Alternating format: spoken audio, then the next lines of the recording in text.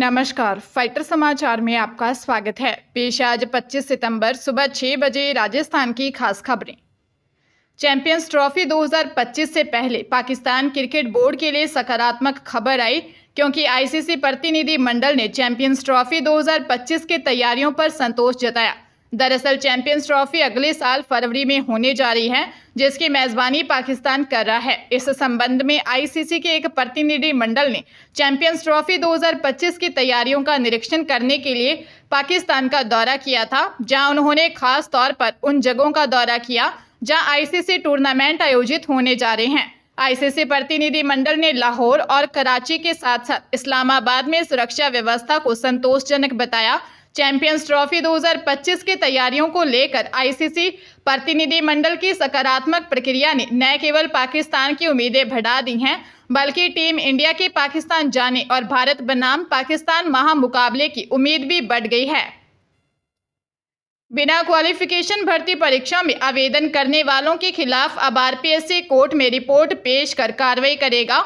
इसके लिए 2 राज्यों के 14 कैंडिडेट्स को चिन्हित कर लिया गया है। इनमें जयपुर के 5, अलवर के 2, उत्तर प्रदेश के 2 और बांसवाड़ा, चूरू, धौलपुर, पाली और दौसा के 1-1 कैंडिडेट्स शामिल हैं। इन सभी ने असिस्टेंट प्रोफेसर एग्जाम के लिए 5 से 15 विषयों में आवेदन किए थे, जबकि ये अभ्यर्थी इन विषयों के एग्जाम में आवेदन की योग्यता नहीं रखते थे। आयोग सचिव रामनिवास मेहता ने बताया कि ऐसे अभ्यर्थियों के कारण आयोग को परीक्षाओं की व्यवस्था कराने में लाखों रुपए का खर्च करना पड़ता है। ये अभ्यर्थी एग्जाम में शामिल भी नहीं होते हैं। इस निर्णय के बाद ऐसे अभ्यर्थियों की संख्या में कमी आएगी। फिलहाल 14 कैंडिडेट्स को आयोग की भर्ती परीक्षाओं से डिबार करने की कार्रवाई होगी। बांसवाड़ा जिले में घर में घुसकर हत्या करने और जेवर लूटने के 5 साल पुराने एक प्रकरण में अपर सेशन न्यायालय ने दोषी को आजीवन कारावास की सजा और 2 लाख रुपए के आर्थिक दंड से दंडित किया। घटना 15 अगस्त 2019 की रात की है। गढ़ी के खटवाड़ा के मणिलाल निनामा ने 16 अगस्त को परतापुर सीएचसी में गढ़ी थानाधिकारी को रिपोर्ट दी कि 15 अगस्त को रक्षाबंधन होने से उसकी भाभी मीरा और भतीजी काली के साथ पीहर परतापुर गई थी। घर पर उसका भाई हलिया अकेला था। रात को अज्ञात व्यक्ति ने उसके भाई की हत्या कर दी। रिपोर्ट पर पुलिस ने हत्या के आरोप में प्रकरण दर्ज कर जांच शुरू की, जिस पर आरोपी हासू उर्फ अज्जू के खिलाफ कोर्ट में आरोप पत्र पेश किए। जांच में सामने आया कि हाजू ने हलिया की हत्या कर दी और हलिया की पत्नी की चांदी की 6 चूड़ियां भी चुरा ले गया था। दिल्ली के राजेंद्र नगर कोचिंग में 3 छात्रों की मौत से जुड़े मामले में सीबीआई के जांच अधिकारी को बदलने की मांग वाली याचिका पर दिल्ली हाईकोर्ट ने नोटिस जारी किया। राजेंद्र नगर कोचिंग में 3 छात्रों की मौत से जुड़े मामले में सीबीआई के जांच अधिकारी को बदलने की मांग वाली याचिका पर हाईकोर्ट ने ये नोटिस जारी कर जवाब मांगा है। मामले की अगली सुनवाई 27 नवंबर को होगी। हाईकोर्ट ने सीबीआई को चार्जशीट दाखिल करने से रोकने की मांग वाली याचिका खारिज कर दी। हाईकोर्ट ने कहा कि सीबीआई को चार्जशीट दाखिल करने से रोकने वाली याचिका कानून से परे जाकर दाखिल की गई है।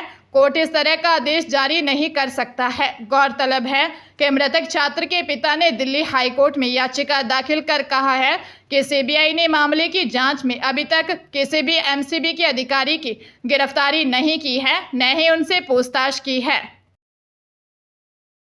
मीटिंग में 10 रुपए की चाय, 15 रुपए की कॉफी और 16 रुपए के 100 ग्राम चने, इस तर्ज पर अब सरकारी बैठकों में परोसे जाने वाले नाश्ते को लेकर वित्त विभाग ने यह दरें तय की हैं। वित्त विभाग के शासन सचिव देवाशीष पुष्टि की ओर से यह आदेश जारी किया गया है, जिसके कारण अब सरकारी विभागों की बैठकों में अधिकारी और कर्मचारी कचौरी, समोसे समेत अन्य पसंद के जायके का लुत्फ नहीं ले सकेंगे। इस दौरान ना ही महंगी चाय, कॉफी और लस्सी मंगवाई जा सकेगी। इस सरकारी आदेश को वित्त विभाग की तरफ से मुख्यमंत्री कार्यालय, गवर्नर हाउस, सरकार के मंत्रियों, विधानसभा और मुख्य सचिव कार्यालय सहित सभी आईएएस अधिकारियों और विभागीय अफसरों को भिजवाया गया है। सरकारी बैठकों में खान-पान के नाम पर हो रहे अनावश्यक खर्च पर लगाम कसने के मकसद से फैसला किया गया है।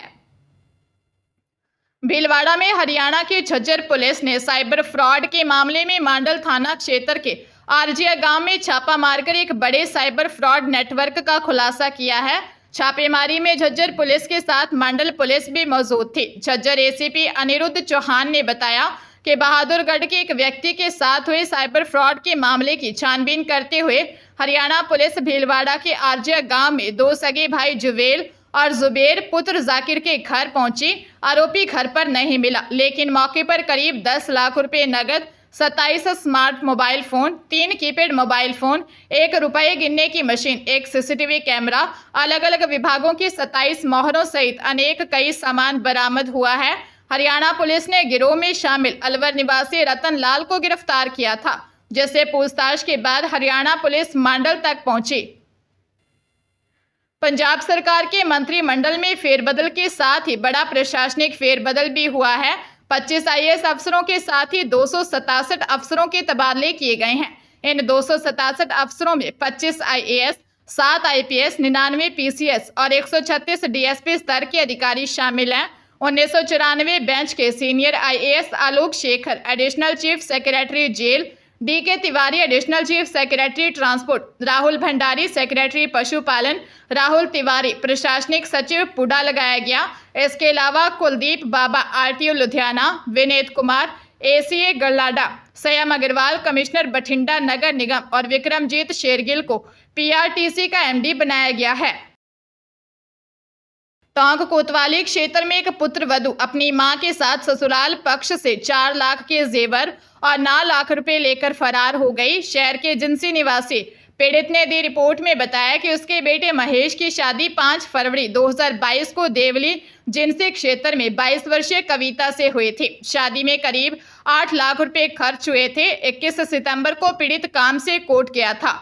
पीड़ित का बेटा महेश जयपुर प्रतियोगी परीक्षा देने गया था। पीड़ित की पत्नी और बेटी अपने कमरे में सो रही थे। पुत्रवधू की मां घटना से 3 दिन पहले अपनी बेटी से मिलने आई थी। दोनों ने षड्यंत्र रचकर करीब 4 लाख रुपए के जेवर और 9 लाख रुपए लेकर दिन दिहाड़े मौका पाकर भाग छुटी। बहू सास के भी जेवर ले गई। कुछ देर बाद सास को बहू और बहू की मां नहीं दिखी तो उन्होंने उनके कमरे में देखा। पता चला कि वे अलमारी से जेवर और नकदी ले गई। पुलिस ने मामला दर्ज कर जांच शुरू कर दी है।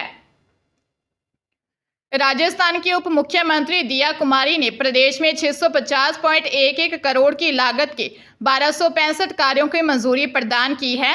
इसमें सड़कों व पुलियाओं की मरम्मत व जीर्णोद्वार तथा नवीन कार्यों के लिए यह स्वीकृति प्रदान की गई है। उप मुख्यमंत्री ने बताया कि अजमेर, बांसवाड़ा, बारां, बाड़मेर, ब्यावर, भरतपुर, बीकानेर, बूंदी, चित्तौड़गढ़, चूरू, दौसा, डिडवाना, डूंगरपुर, हनुमानगढ़, जयपुर ग्रामीण, जालोर, झालावाड़, जोधपुर ग्रामीण, करौली, खैरथल, कोटा, पाली, प्रतापगढ़ और संचोर में लगभग 419 करोड़ 86 लाख रुपए की लागत से 960 नवीन सड़कों के कार्य स्वीकृत किए गए हैं।